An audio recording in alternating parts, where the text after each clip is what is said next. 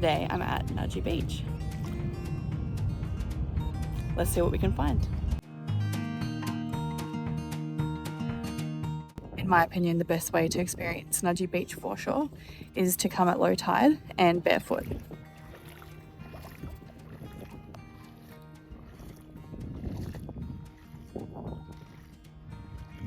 I got here about 6 this morning because that's when low tide was, but I've also been here in the afternoon and seen pretty much the same birds. So as long as you're here at low tide, that just makes it easier to walk around, and also there are usually more birds. This was what Nudgee Beach Foreshore looked like when I arrived at about 6 a.m. this morning. It was really easy to walk around. You could go all the way out to the water. And this was what it looked like when I left a few hours later. The tide had come up a lot. It would have been a lot harder to walk around, and there were also not as many birds. Come here at low tide and you will see all sorts of shorebirds.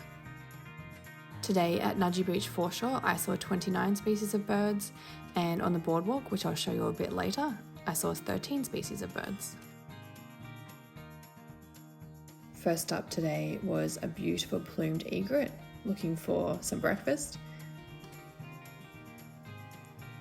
And then this little pied cormorant, who was also looking for some breakfast a bit later. A white-faced heron. And some masked lapwings or plovers, who were, of course, upset at something. It can be windy and sunny, and there's often people here with their dogs, which can scare the birds away. But there's so many great shorebirds. Like these Pacific golden plovers, they're really hard to get on camera because they love to run around erratically and really quickly. How can a bird that is that small run so fast?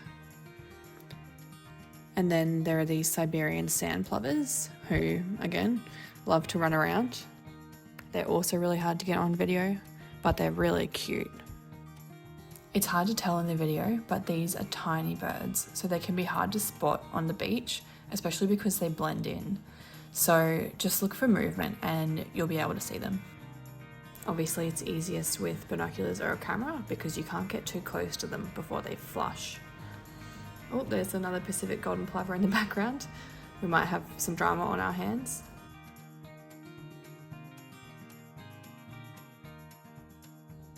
I'm practicing IDing shorebirds, so this is the perfect place to come.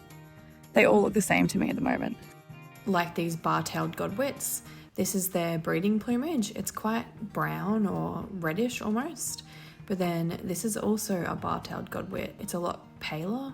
To distinguish between different species of birds, I like to look at the colour of the bird and the feather patterns, but also the beak and the legs, both the colour and shape.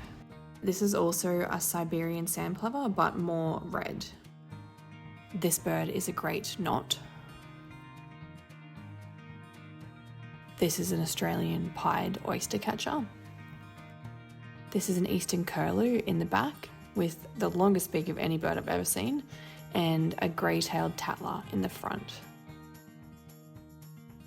I'm also practicing taking photos of birds in flight, and so seeing the little terns here has been really helpful for that because they're really fun to try and get on camera.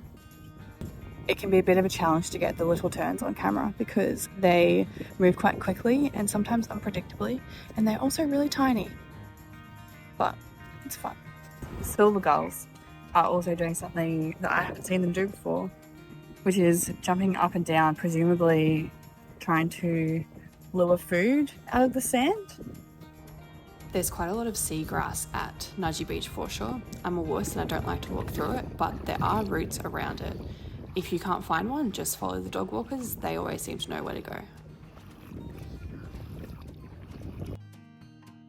That concludes our walk around Nudgee Beach Foreshore, but there's more at Nudgee Beach. Let's go have a look at the boardwalk. The great thing about Nudgee Beach Foreshore is that as well as the beach, there's also a boardwalk through some mangroves. This means that you can see the shorebirds on the beach, but you can also see some other kinds of birds in the mangroves. One of the birds that I love to see when I come to an area with mangroves is the mangrove durigony. They have a beautiful haunting call. They're tiny little birds. This can be a good place to come to see rainbow bee eaters because they make their nests here, just near the car park actually. Something that surprised me about rainbow bee eaters was that they make their nests in the sand on the ground. I've just seen a whole bunch of mangrove honey eaters, which is exciting because I've only ever seen those once before. There's lots of them here. And it wouldn't be a Brisbane birdwalk without the Australian brush turkey.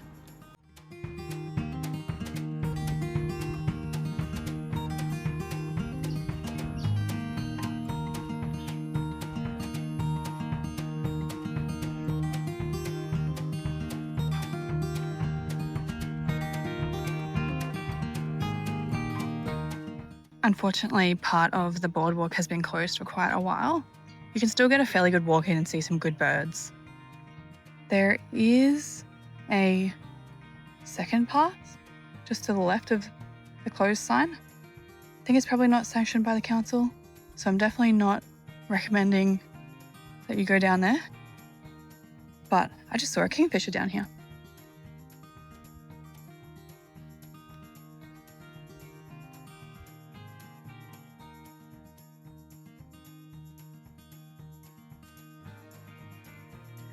At the end of that path, you can come back out to where the boardwalk starts again.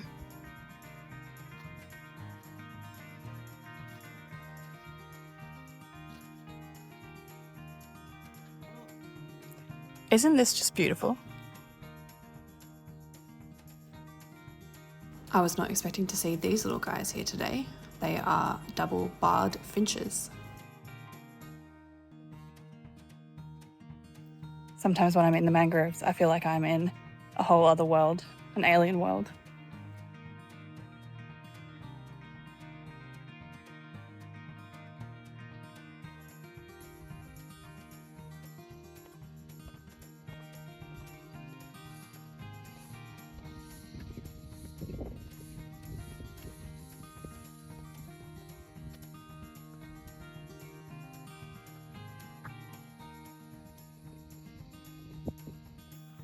If you go all the way around the boardwalk, there's a circuit trail that will lead you back to the main car park near Nudgee Beach Foreshore.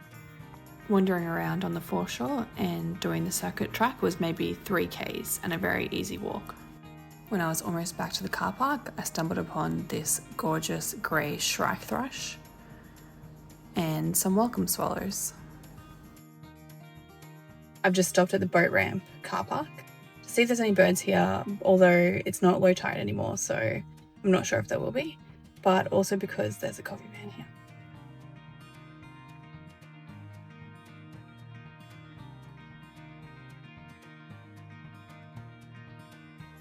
I only found 2 birds at the jetty. This crested tern, you can probably see why it's called the crested tern, the black crest on its head, and another plumed egret. Thanks for coming with me today. I had a great time. I hope you did too. See you next time.